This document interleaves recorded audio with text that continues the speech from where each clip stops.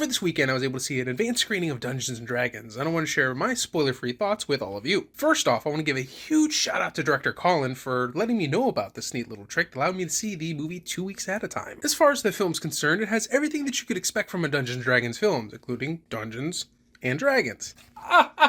Lame joke aside, it really does seem to check off every box for what you would imagine a live-action one-shot of a D&D campaign to kind of look like. From the character interactions, the characters that end up being a part of this campaign, the BBEG for something that'd be so self-contained, and just the things that can go horribly wrong and do inevitably go horribly wrong in between. There is a lot of humor in this film, but none of it really seems forced and feels quite natural, especially for that before mentioned how things go terribly wrong and how characters interact in a normal game of D&D. They're all pretty much dialed to 11, with the exception of Chris Pine's character, who plays a bard, but has a really tragic backstory that you would expect from a rogue.